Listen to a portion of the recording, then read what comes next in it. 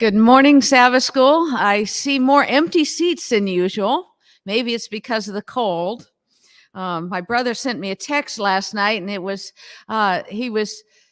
live up north, and in New Hampshire, on Mount Washington, it was supposed to be with the wind chill 100 degrees below zero.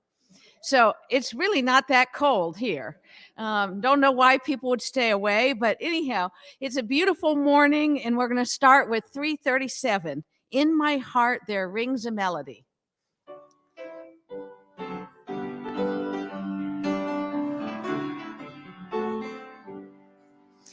I have a song that Jesus gave me. It was sent from heaven above. There never was a sweeter melody. 'Tis the melody of love. In my heart there rings a melody. There rings a melody with heaven's harmony. In my heart there rings a melody. There rings a melody of love. I love the Christ who died on Calvary, for he washed my sins away. He put within my heart a melody, and I know it's there to stay. In my heart there rings a melody. There rings a melody with heaven's harmony. In my heart there rings a melody. There rings a melody of love. 'Twill be my endless theme in glory. With the angels I will sing. 'Twill be a song with glorious harmony when the ports of heaven ring. In my heart there rings a melody. There rings a melody with heaven's harmony. In my heart there rings a melody. There rings a melody of love. A great cheerful song to warm us up this morning. So thank you for singing along. And our next one will be number 237. 237.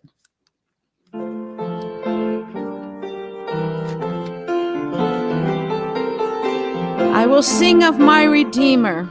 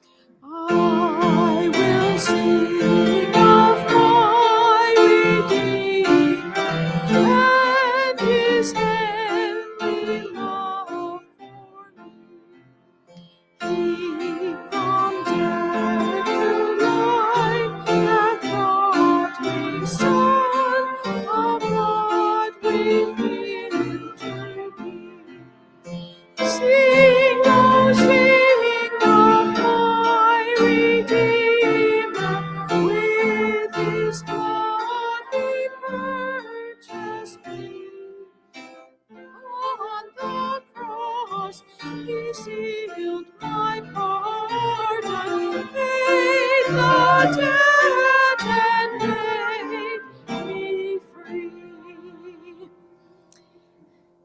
When I thought about our Sabbath school lesson this week and the topic of debt, my accountant husband, he's going to think about money, dinero, whatever. And I just decided, well, let me think about debt in a different way. We're all in debt to Jesus Christ. And so that song, I think, is a beautiful song for us in that regard. And we're going to sing one verse of one last song that speaks of that debt as well. And this one will be number 133.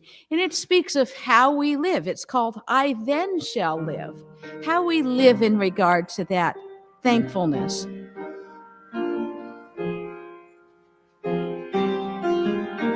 Just the first verse.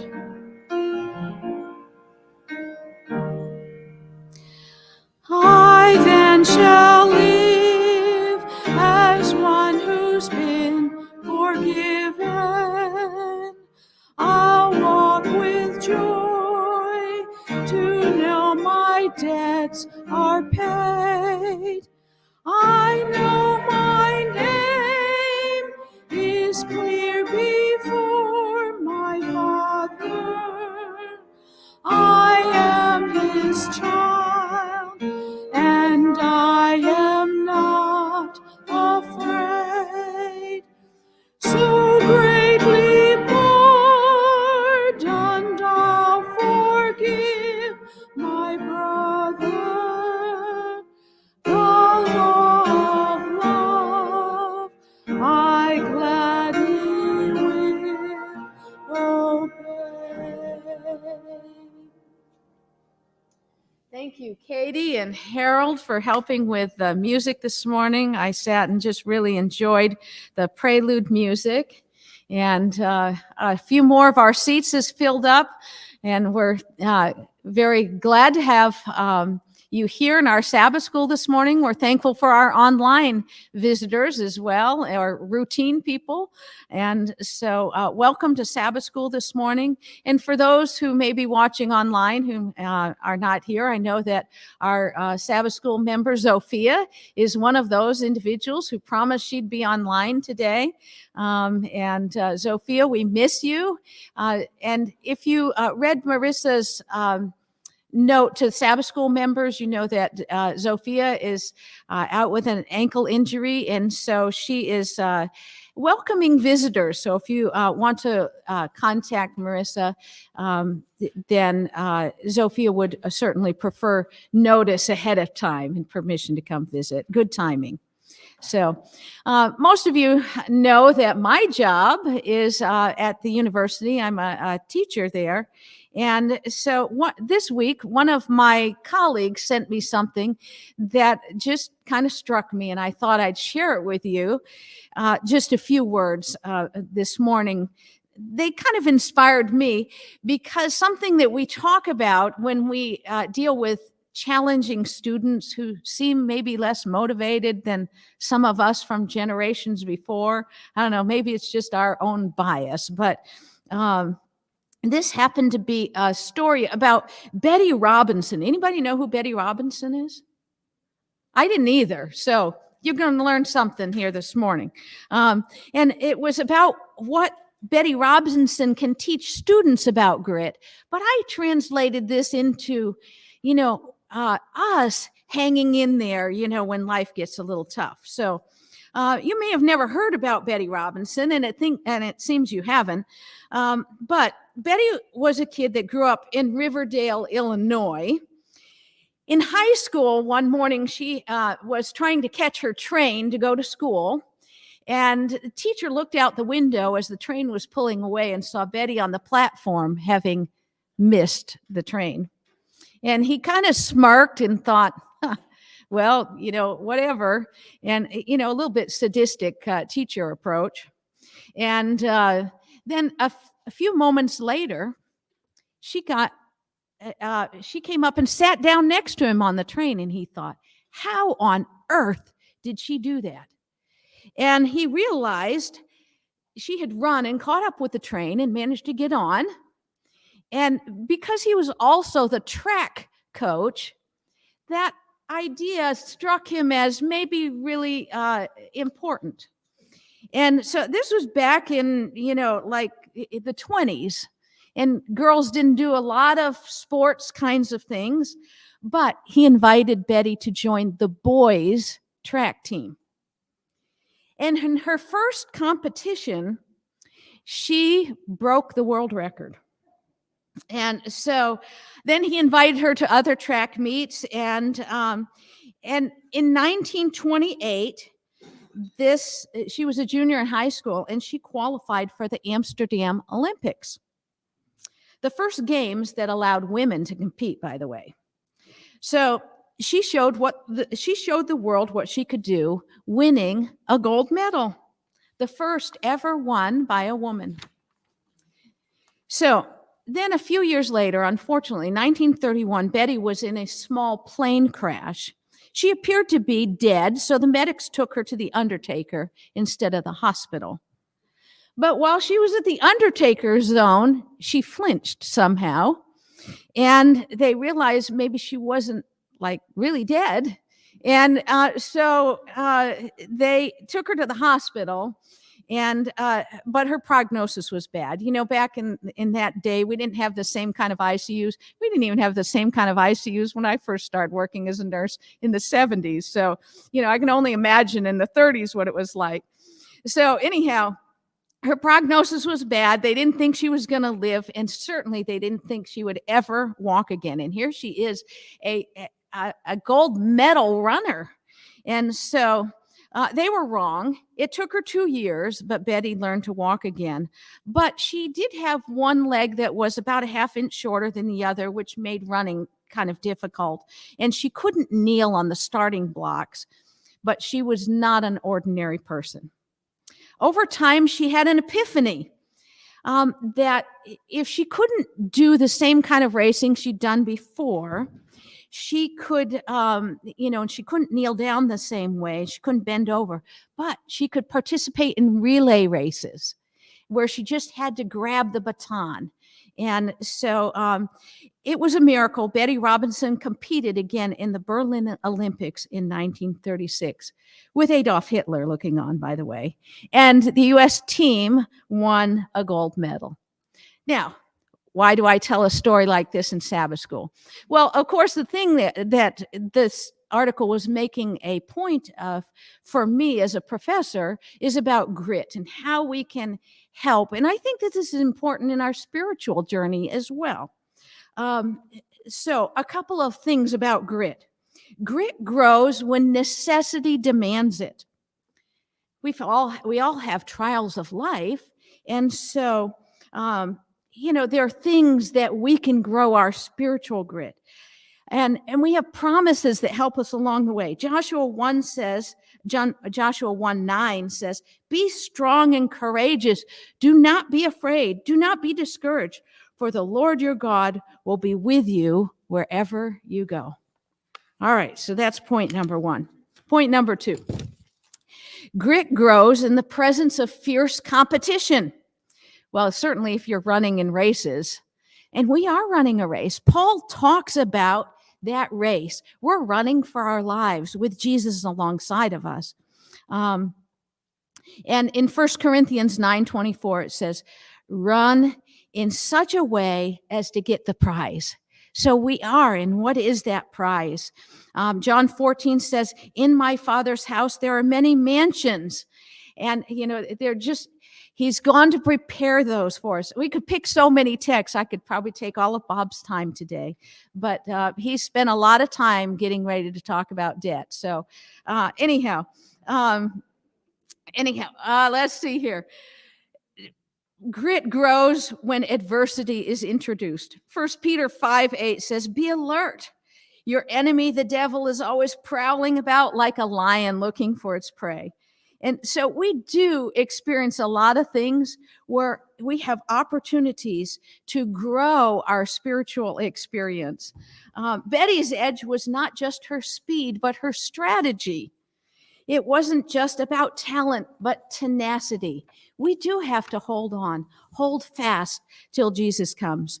And Revelation 21:7 says, he who overcomes will inherit all this. And there's the list: heaven, no more sorrows, no more tears, no more death, no more suffering, newness, eternity with Jesus. What a thing to look forward to. And so I hope that the thing that inspired me in the academic realm also inspires all of us in the spiritual realm. Let's bow our heads this morning. Father in heaven, thank you so much for a sunny day. We've had a lot of rain this week. Thank you for the dry homes that we experience. Thank you for a wonderful place to worship together as a church family, as a Sabbath School family. Thank you for your love. Thank you for your promises. Thank you for helping us and guiding us through the challenges of life. Thank you for stories that can inspire us to run the race with more conviction and desire. And may this Sabbath day lift us up, draw us closer to you, help us to see a better picture of you in different ways. And we thank you for being present with us during our Sabbath School time here today.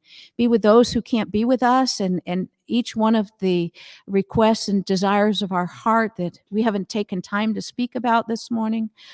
Just bless in those areas as you know best. And we thank you again in Jesus' name. Amen. So recently I got talked into doing a little bit of Sabbath School lesson stuff for our group here.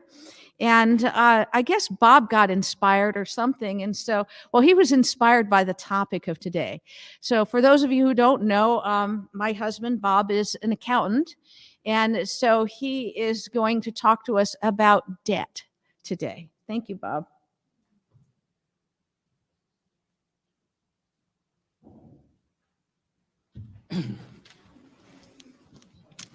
This could be a very short lesson if we don't get a lot of participation. The lesson was on dealing with debt. I'm not the only accountant in this room, I know that. And I had one of the members come up to me beforehand and asked if, in essence, if I'd had as much problem with the way this lesson was written as he had. And my answer was definitely. So I'm going to take a different viewpoint to a great degree from what the quarterly does, but I'm sorry, hit the wrong button. Let's first talk about some biblical principles regarding debt. And I'd like to start off with the first text from Sunday. If someone could, well, it says, if you fully obey the Lord your God and carefully follow all his commands I give you today, the Lord your God will set you high above all the nations on the earth. All these blessings will come upon you and accompany you if you obey the Lord your God. The Lord will open the heavens, the storehouse of his bounty, to send rain on your land in season and to bless all the work of your hands. You will lend to many nations, but will borrow from none. Okay. Let's put this into context. The book of Deuteronomy actually comes at the end of 40 years of wandering in the wilderness for the Israelites. They were camped opposite Jerusalem, or Jericho rather, and they remained there approximately 2 months. It was during this time that Moses was told that he would not be crossing the Jordan. And so Deuteronomy is more or less him giving 4 different oratories or speeches to the Israelites before they crossed the Jordan. The first one was his announcement, or the announcement that he wouldn't be going with them. He would no longer be the leader. The second was a review of the Decalogue as the basis for the covenant between Israel and God. Now, most of that was a recital of the requirements, and it wasn't just the Ten Commandments. It was a recital of the requirements of civil, social, and religious legislation. The third one was the ritual of the blessing and the curse. And the fourth one was the exhortation to keep the law. So let's go back to Deuteronomy 28, 1, 2, and 12. These come from the third oratory, the one of the curses and the blessings. Now, if you look at verses 1 to 14, there are multiple blessings that are listed between the verses that we read in the quarterly. You'd be blessed in the city and the country. The fruit of your womb would be blessed. The crops of your land and your livestock would be blessed. Your basket and kneading trough would be blessed. When you come in and go out, you'll be blessed. Your enemies will be defeated.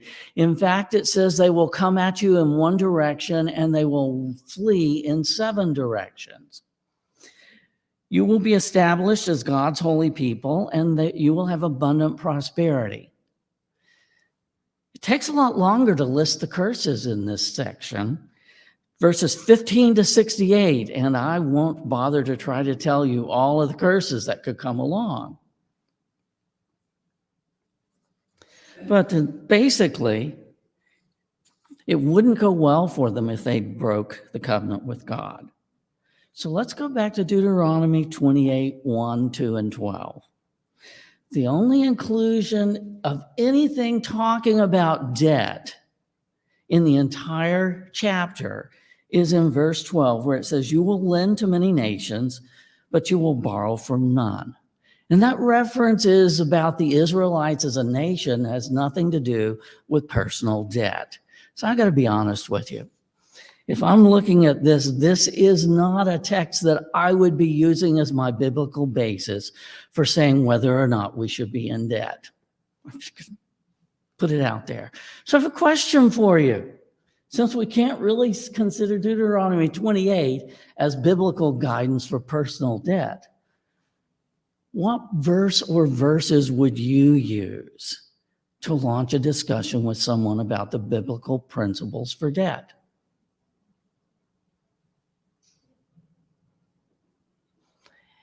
I've been a teacher for a long time. I can stand here and wait and stare. If you can wait for the microphone, please.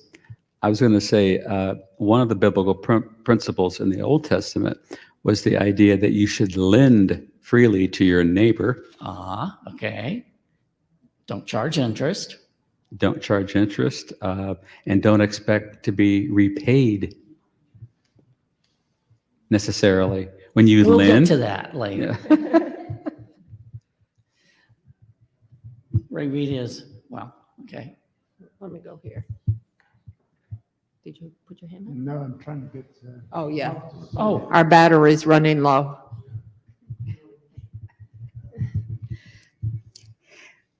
We lived in a place, my husband was a pastor, and we found out there was a man who was working for a school, but he was only making $500 a month. And he had loaned a former pastor some money, and he was not getting it back. So my husband got hold of where he was, and they saw to it that the money got paid back, which was very good because this man was about to starve. And that pastor's wife called in the middle of the night. It was not nice what she said. okay.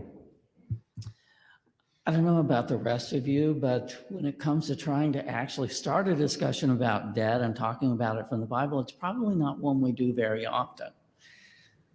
So my question was, does the Bible tell us that we should not incur debt?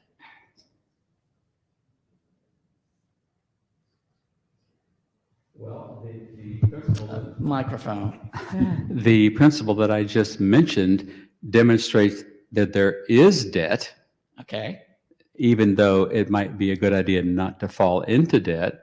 But if a poor man needs some money to feed himself, don't take his coat from him as a promise to pay, because that would make him feel bad. So debt is a reality. That is a reality. Okay. Anyone else?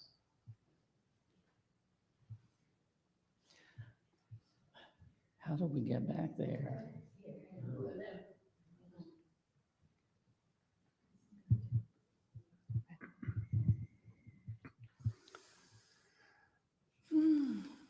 Let's start Bob- with, yes, Bob, the whole issue of the Jubilee we're going to be talking about that comes too. comes into play, which suggests that that was a common practice, and it was used, and there was a way to deal with that debt.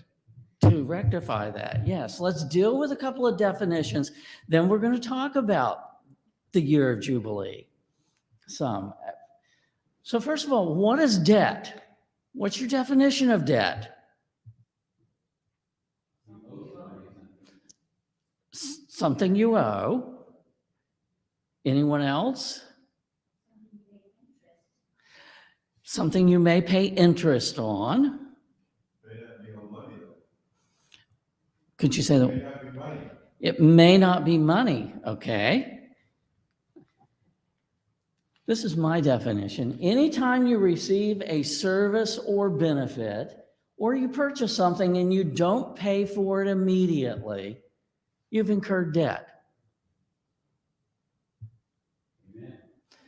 Now that includes, and if you think about it, cash would be a benefit. So anytime someone loans you money,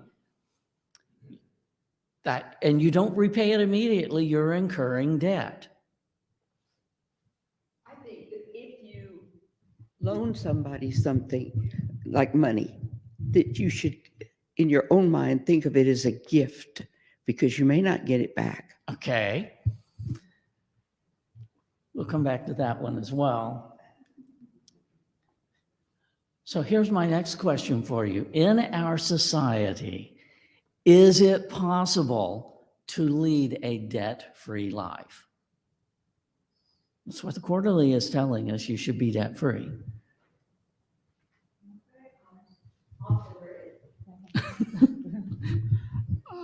Our entire financial system is built on debt, and that's not necessarily bad debt. I mean, we do have a lot of bad debt, but what I'm saying is debt is what makes the wheels of our system turn. Banks loan money overnight, and the Federal Reserve and all of that. You are the accountant, but you cannot. I mean, we have a debt to retirees.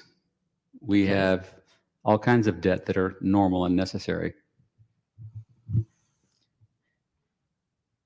I was afraid Holly was going to go and foreshadow me, because we had this conversation earlier this week.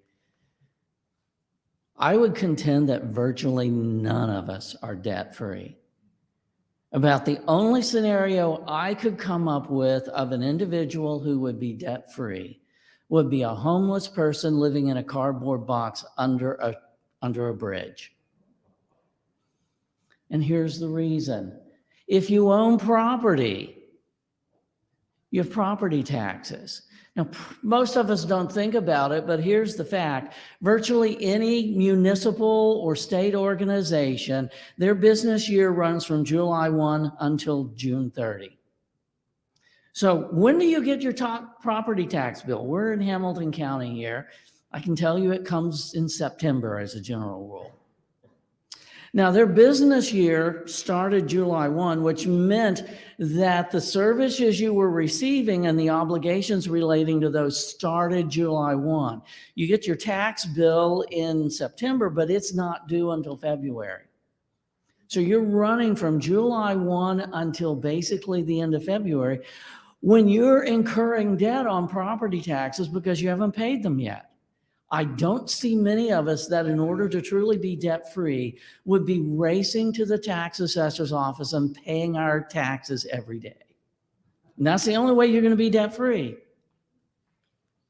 The same is true with your electricity. You use your electricity, and then they come and read your electric meter, and then you pay the bill about 30 days later. So you go almost 2 months. You've incurred debt on the electricity. The same would be true for your water. So it is virtually impossible for us to live a debt-free life in this society. Oh, and then we get to talk. I was going to say then, by your definition then, Jesus had financial debt because he owed the temple tax. Probably. And he said, go to the fish and you'll find Mm-hmm. my tax and your tax. It is virtually impossible for us, and then we talk about credit cards. Now, we can get into this anywhere along this lesson, but how does a credit card work? You use your credit card, you're allowed to make purchases, and then you pay for them later. Okay, there's a comment here, and then I'll come to you. That's grace. They give you 30 days grace. Okay, So I don't think it's debt. it's debt. I don't agree. By definition, it's debt. If I pay it, it's not debt. Okay, for one thing, if you're going to order something, the safest way is to put it on a credit card Mm-hmm. because it's got some protection for you. The bad side is if you don't pay that off my system is when I receive the product, so I know I've got it, then I send the money to the credit card. It may not be due quite yet, but I've been in debt. The problem is if you let it start to build up. Exactly. Using a credit card or incurring debt is not the problem. Self-control is the problem. Understanding that you have the debt and ensuring that you've got the money set aside so that you pay the debt when it falls due. That's really what we're dealing with here. And that would be, by my definition, rather than living a debt-free life, having financial freedom. Now, the quarterly uses that term once, but uses living a debt-free life multiple times. But really what we're after is not, quote, debt-free, because I'm really not wanting to live in that cardboard box. But ultimately, according to Forbes, financial freedom, it means you are in control of your finances. And because you're in control of your finances, you're in control of your life choices. So then we get to interest. What is the function of interest, both in biblical times and in our current society? What is interest? The cost of money. Could you say it one more time, please? It's the cost of money. The cost of money. Anyone else?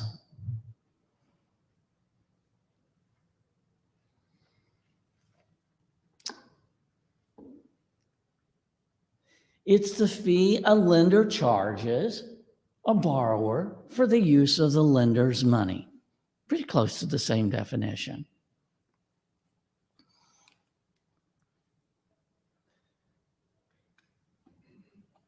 Now, what was the biblical instruction regarding interest? And I think that's been mentioned already. Not so, well, that's, go ahead. Yeah, if you charge your somebody else, you couldn't charge your brother, but you could charge a stranger. You could not charge an Israelite. One Israelite could not charge another Israelite interest, but they could charge a foreigner interest. That was okay. So there's a double standard, so to speak, here. Your brethren, the Israelites, could not be charged interest when you loaned them money. But it was okay to charge a sinner, a foreigner.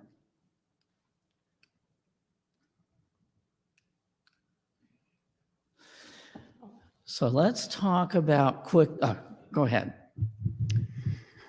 Bob, I ask this question of my graduate students on a regular basis. And I've taken quite a bit of time looking at every reference on interest. And it is clear from looking at the totality of references that it talks about interest it's not permissible to charge interest when the loan is made to somebody who is in need. Okay.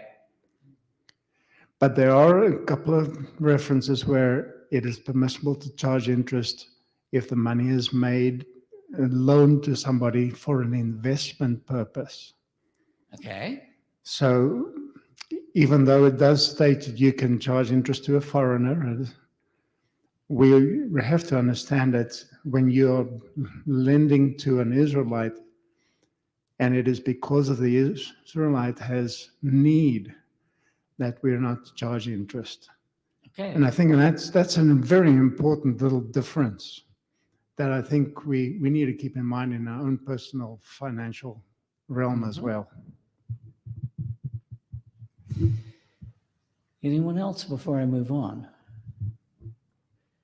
Okay, I've thrown up here, some of my fellow accountants or finance people will recognize this concept of the time value of money.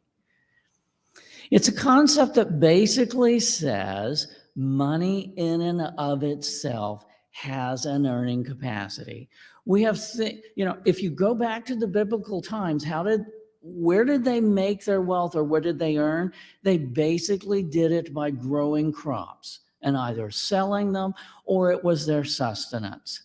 As our society has progressed and we've moved to having cash as the primary thing that we think of as an asset, it shouldn't be something that sits around and doesn't also have an earning capacity. And that's what the whole time value of money concept is. And that's how we get to the interest that in our current society gets charged. Now, relax, especially Holly. I'm not going to take the 2 hours I would normally take in a class, give me just a second, to tell you all of the components that go into determining what the interest rate is. Good finance class will tell you there are at least 8 of them. One is your return on investment. There's inflation and multiple other things, but there is a rationale for what the interest rate is. And how risky of an investment you are, if I'm lending you money, is definitely going to be one of those components. I'm going to charge you more interest if I think that you are a higher risk of not paying it back. So now we get to the Sabbath day or Sabbath year for the land and the year of Jubilee. This comes from Leviticus. I'm sorry, Ray Rita, you had a comment? Are we indebted to Jesus for what he's done for us? Are we indebted to Jesus for what he's done for us? Absolutely. Does he charge us interest? Because we're a person in need. In Leviticus 25, it clearly lays out the way that the Israelites should treat each other. The first one was the land, and this is the most novel concept. If you think about it, if we buy a house, probably the biggest debt that we will take on in our entire life is the purchase of that house. When the Israelites entered Canaan, they didn't have to buy their land. The Lord told them to go in and conquer the land, and then it was, quote, given to them. But not necessarily as a possession. God owned the land. The Israelites were just tenants taking care of it for them. So if you sold land, first of all, you need to think of it more of a lease, given the biblical structure, than having sold it. But if you sold it, because there was going to be what was known as the year of Jubilee, the amount that got paid was dependent on how close to the year of Jubilee you were before the land would once again go back to the original owner. So it was proportional based on how many crops will be harvested before the year of Jubilee. And that's in Leviticus 25:15-17. So just to refresh, in case we don't know, Leviticus 25 basically spells out that they were supposed to, number one, every seventh year, let the land lie fallow and give it a Sabbath day of rest as well, or a Sabbath year. 7 of those cycles, 49 years, and then the 50th year became our year or the year of Jubilee. And the year of Jubilee was a year when all debt got forgiven and the land reverted back to the original owner. And then we get to the one that we've mentioned multiple times, your text, in case you're wondering, Leviticus 25:36. You could not charge interest to a fellow Israelite. Leviticus 25 also spelled out the progression for those who were in need, the destitute. The first level, verses 25-28, said a person could simply be unable to continue without some financial help. It had not been a good year. Perhaps they had borrowed money to buy the seeds to plant their crop to begin with, which was a very common practice among farmers still. You borrow the money in anticipation of raising a crop, you'll sell the crop, and then you'll pay off the loan. But what happens when you have a bad year? Well, in this day and age, probably they will extend you credit at least for a little bit longer. But if you didn't harvest enough crops to repay the loan, then you had to sell some of your land as the method of repayment, because we didn't have cash. I mean, land was your asset. So if you couldn't pay the loan, you had to give up some of your land. The land could be subsequently redeemed, and this is an interesting concept within Leviticus 25. You would redeem the land either yourself by being more prosperous in the crops you raise in the future years, or a relative could do it for you. But the second level was that things got worse. The individual from the first scenario did not recover and ultimately had to forfeit his land to the creditor. Now, under that circumstance, the individual became a tenant farmer. He then had to be given means to continue farming the land. So how does tenant farming work? Well, you farm the land, but you give a portion of the crop to the landowner, and you get to keep the portion. So that's level 2, according to Leviticus. And the third one,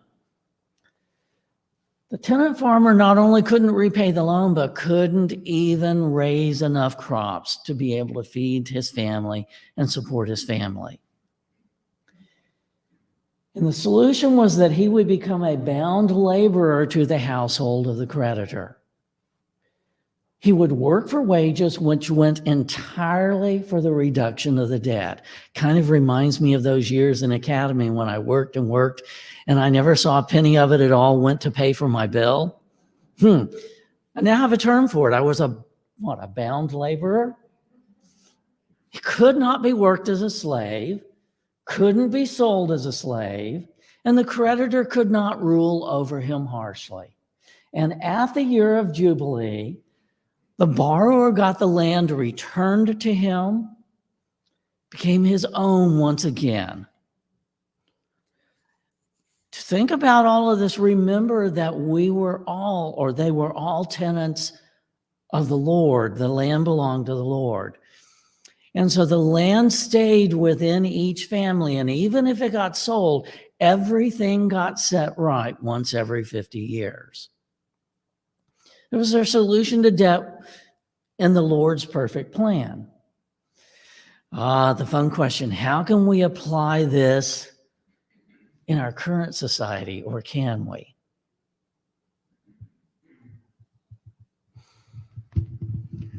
Bob, before we get to this question, I think just another interesting point is that we recognize in today's society that the destitute pass on their destituteness to their next generation and then third and fourth generation. But the Jubilee puts an end to that destitution. It does not pass on from generation to generation. Right. One of the blessings of the way the Lord ordained it. An example I can think of that was tried was after the Civil War. The idea that we're going to reconstruct the South, there was an idea floating around that you would give every slave 2 acres and a mule to help that slave be independent. But it never worked out because of the South sort of remaining with its attitudes. Because humans being humans. Humans being human. They took weren't willing. advantage. But that idea is close to a Levitical idea that you have a patronage and you deserve a plot of land. Okay.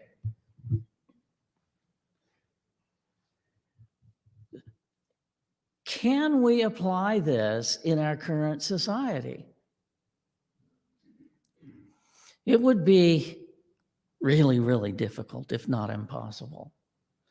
So let's get back to this concept of financial freedom. What are the causes of lack of financial freedom?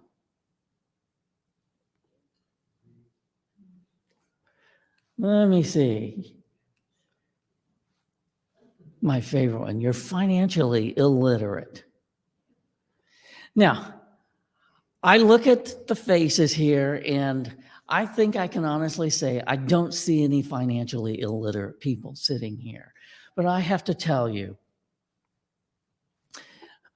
Holly and I don't have to go very far from home to find them, our relatives. We were once both sides. She said Bob's relatives, for those who didn't hear. We were trying to help out a niece.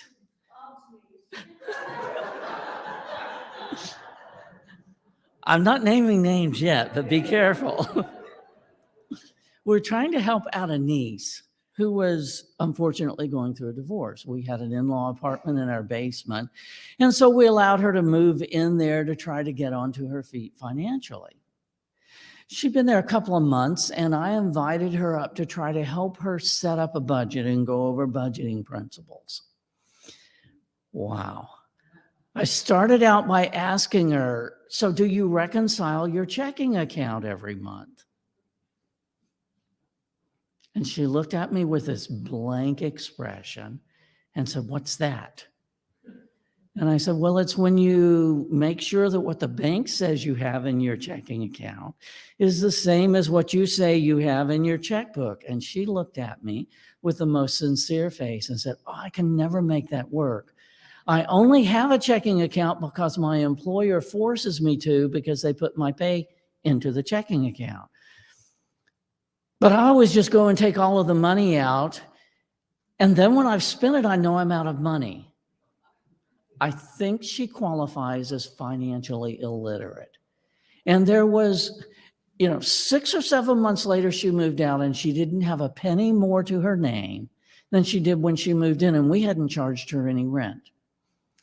And a light went on. There are some people that no matter how much you try to help them, they are so financially illiterate that it isn't going to happen. And that includes credit card mismanagement. And I won't say which side of the family, but we have another relative that no matter how much she makes, she can always spend more.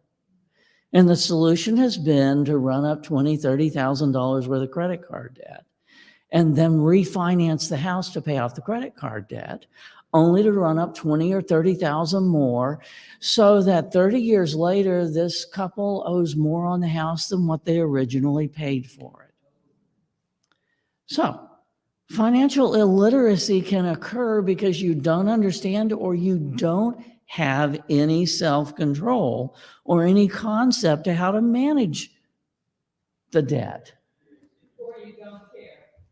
or you don't care.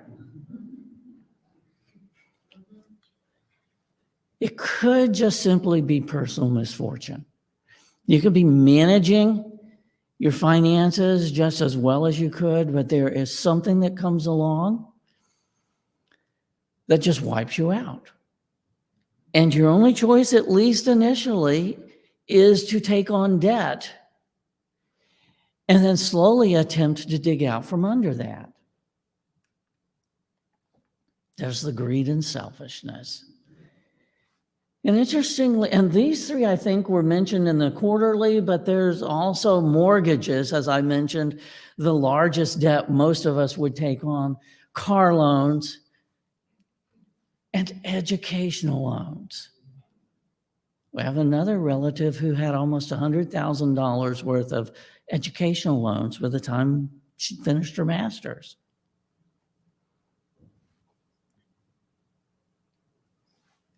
And what did she get a master's in? Oh, we don't even want to go there. The question was, what did she get a master's in? Wasn't one that was really going to equip her to support herself. So then we get to, I believe this was the memory text, the rich rule over the poor and the borrower is the servant to the lender. Given what we've described, it's pretty easy to understand why as a borrower you become a servant to the lender.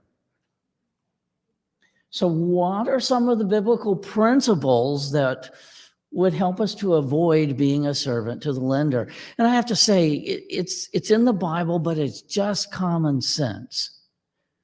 What are some of the principles? Lay up your treasure in heaven. How about don't covet? Don't covet. Good one. Lay up your treasure in heaven. You have to look at what you have and what you're looking at. Can I afford it? To me, that's being responsible. Over here. You can't serve two masters. We can't serve two masters. Back in the corner over here. I'm getting my exercise. My father paid for 2 children to be in academy. And I don't know how in the world he did it, but he did it. I guess because my mother and he were careful, very careful with their funds. That's a principle. Be very careful with your funds. I think some of our lesson studies from the past, where we've talked about the blessings bestowed upon those who are faithful to God. And, definitely in my own family, I know my dad was a farmer and subject to, weather and all sorts of, barn fires and all sorts of disasters. But he was, for much of his life, one of the most prosperous in his area. And he paid, he gave so much back to God. And so I think that is a principle that's very, very biblical for achieving financial freedom. My very first year teaching, I ended up teaching a class called Profiles of Entrepreneurship, which we had entrepreneurs come in who had started with basically nothing, and at that point were worth well over $1 million. And the whole purpose was for them to give wisdom to the students, our incoming freshmen, as to what they had done to achieve this. And there was a theme that came through, a couple of them. One of them was, don't spend more than you make. And if it applies to a business and a business being successful, it's the same thing for us. But that's where the credit cards can really cause us not to keep that principle going. Now go ahead. Every once in a while, we will hear stories in the media of a person totally unexpectedly is a multimillionaire. I read the other day about a man who was a janitor at a school, and when he died, he was worth $8 million. And they looked at his life, and he was amazingly frugal. And everything he had, he bought stock, and he just stayed with it. And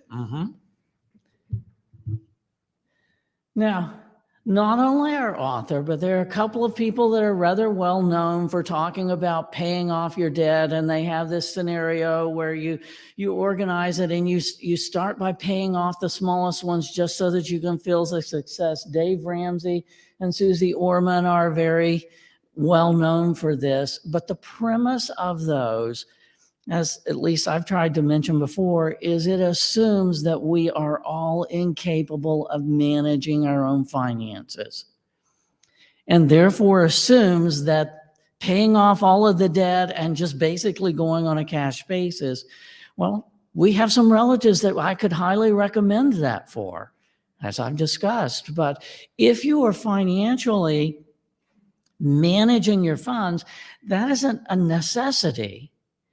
It is a method of getting out of debt if you can't control yourself otherwise.